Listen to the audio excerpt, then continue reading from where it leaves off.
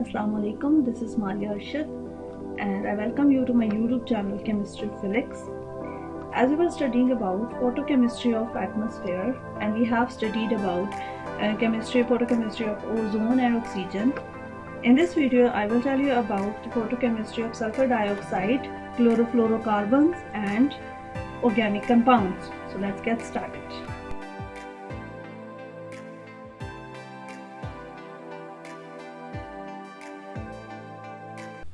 Chemistry of sulfur dioxide.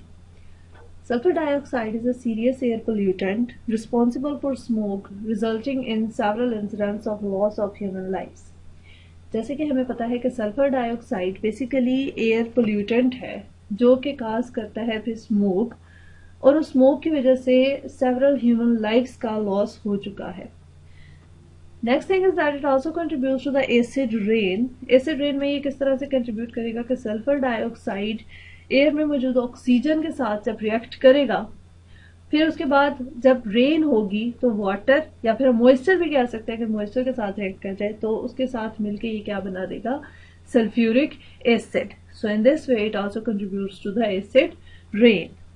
उसके बाद हम कहते हैं कि there are basically 4 possible routes along with sulphur dioxide में रिएक्ट. कौन कौन से वो रूट्स हो सकते हैं? Photochemical reaction number 1. Number 2 is basically photochemical and the chemical reactions in the presence of NO. Number 3 is chemical reaction in water droplets containing metal salts and ammonia. Number 4 is reaction on solid particles in the atmosphere. अब हम इन चारों roots को one by one study करते हैं. सबसे पहले जब हम देखते हैं फोटोकेमिकल रिएक्शन, सल्फर डाइऑक्साइड जब लाइट के साथ रिएक्ट करेगा तो excited form of sulphur dioxide produce हो जाएगी. सेकेंड थिंग ये थी हमारे पास कि reaction in the presence of NO. अब कैसे रिएक्ट करेगा? चूंकि हम कहते हैं कि sulphur dioxide is basically the main part of smoke और हाइड्रोक्सिल भी स्मोक में ही प्रेजेंट होता है, हाइड्रोक्सिल आयन. तो सबसे पहले क्या होगा कि हाइड्रोक्सिल रेडिकल जो मौजूद हैं स्मोक के अंदर, वो जब सल्फर डाइऑक्साइड के साथ रिएक्ट करेंगे तो they will form HOSO2 free radical.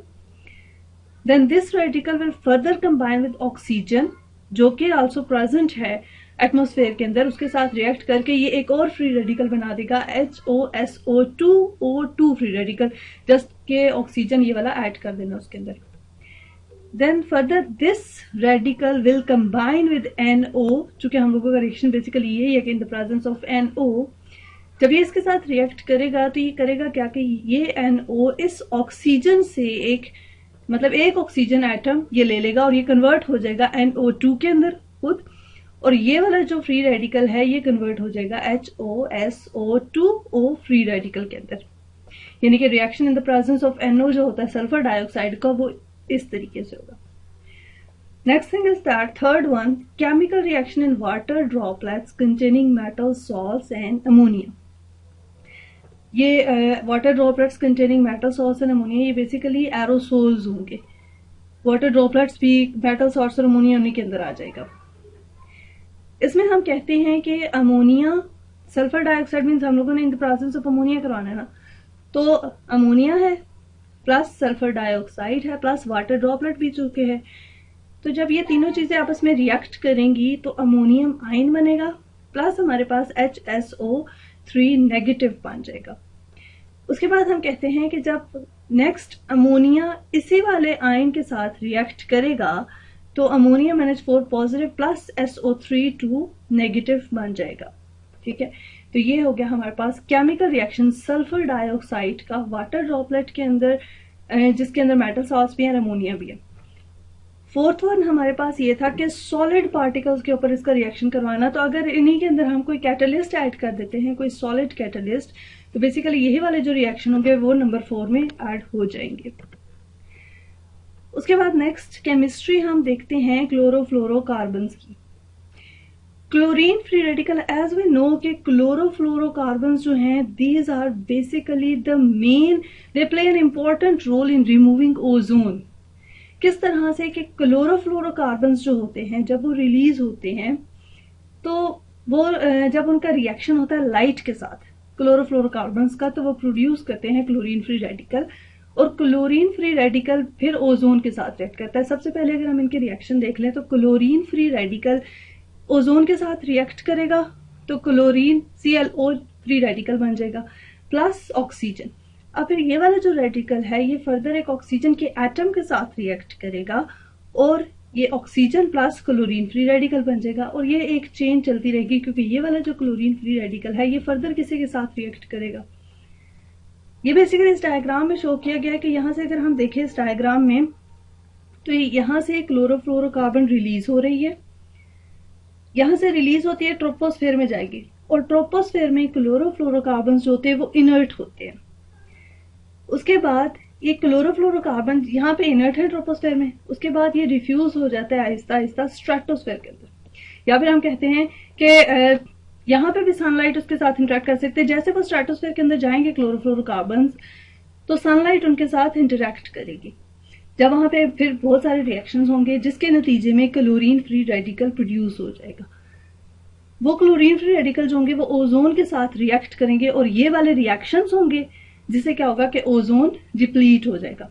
जैसे कि यहाँ पे शो किया गया ये वाले जो बेसिकली एरिया है यहाँ पे 2 ओजोन के मॉलिक्यूल्स दिखाए गए। इट मीन्स कि यहाँ पे अभी डिप्लीशन नहीं हुई और यहाँ पे ये नजर आ रहा है चूंकि ओजोन मौजूद है तो यूवी रेडिएशन जो है वो अर्थ तक नहीं पहुंच पा रही।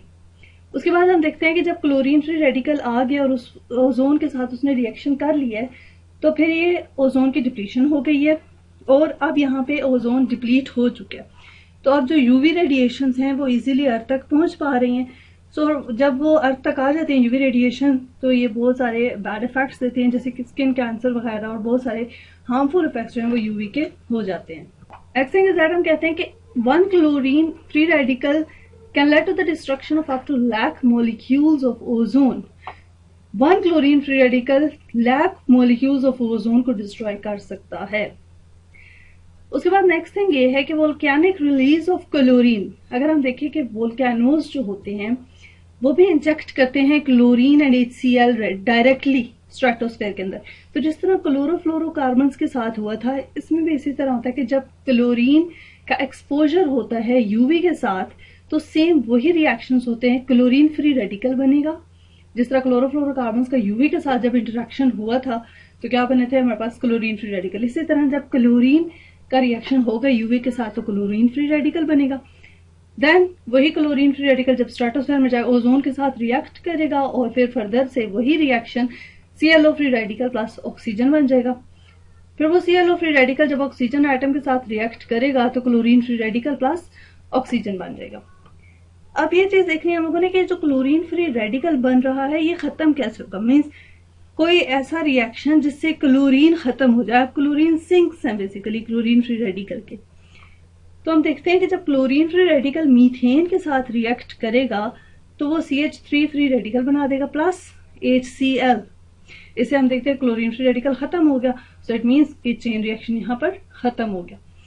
उसके बाद ClO free radical plus NO2 के साथ अगर रिएक्ट करेगा तो वो भी ClONO2 यानी कि क्लोरीन नाइट्रेट बना देगा। और क्लोरीन नाइट्रेट भी इस सेंस में बहुत इंपॉर्टेंट है क्योंकि ये भी क्या कर रहा है बेसिकली कि उस कैटालिटिक साइकिल जो चल रही थी उसको इसने खत्म कर दिया। इस वजह से अगर ये साइकिल रुक जाएगी इट मीन्स कि ओजोन डिप्लीशन का जो रेट है वो कम हो जाएगा। Next thing is chemistry of organic compounds. Organic compounds की अगर हम केमिस्ट्री देखें तो hydrocarbons and other organic compounds in the atmosphere are susceptible to oxidation through steps of chemical and photochemical reactions. As a result बहुत सारे मतलब हम कहते हैं कि जो ऑर्गेनिक कंपाउंड्स है हाइड्रोकार्बन के अंदर बेसिकली उनके अंदर बहुत सारे oxidation different chemical and photochemical reactions के थ्रू मीन्स ऑक्सीडेशन उनकी होती रहती है और एज अ रिजल्ट क्या होता है सेकेंडरी पोल्यूटेंट्स प्रोड्यूस होते हैं और डिफरेंट इंटरमीडिएट्स प्रोड्यूस होते रहते हैं। हाइड्रोकार्बन ये हमारे एटमॉस्फेयर में ऑर्गेनिक कंपाउंड्स बहुत सारे मौजूद है। जैसे कि अगर हम देखें मीथेन की जब ऑक्सीडेशन होगी ऑक्सीजन के साथ तो क्या बन जाएगा CH3 फ्री रेडिकल बन जाएगा प्लस HO फ्री रेडिकल बन जाएगा। फिर हम कहते हैं कि अगर मीथेन हाइड्रोक्सिल फ्री रेडिकल के साथ रिएक्ट करेगा तो H3C फ्री रेडिकल बन जाएगा प्लस वाटर बन जाएगा। अब ये जो चीजें ये बेसिकली इंटरमीडिएट के तौर पर भी काम कर सकते हैं। ये जो रेडिकल बन रहे हैं यहाँ पे कोई सेकेंडरी पोल्यूटेंट भी प्रोड्यूस हो सकता है। नेक्स्ट थिंग हम कहते हैं कि जब मिथाइल का फ्री रेडिकल जो है जब ऑक्सीजन के साथ रिएक्ट करेगा plus metal we can say that it is a catalyst, जो कि थर्ड बॉडी है जो ये रिएक्शन प्रोसीड करवाएगी। तो अगर इसको देखें तो इससे हमारे पास H3COO फ्री रेडिकल बनेगा प्लस मेटल, वो थर्ड बॉडी वापस आ जाएगी as it is. Next reaction में हमारे पास क्या होगा कि एसिड एल्डिहाइड जब सनलाइट के साथ रिएक्ट करेगा तो वो फॉर्म कर देगा CH3 free radical plus HCO free radical. So this was all about photochemistry of atmosphere. Hope so कि आप लोगों को समझ आ गई होगी। So stay tuned, subscribe to my channel. Thanks for watching.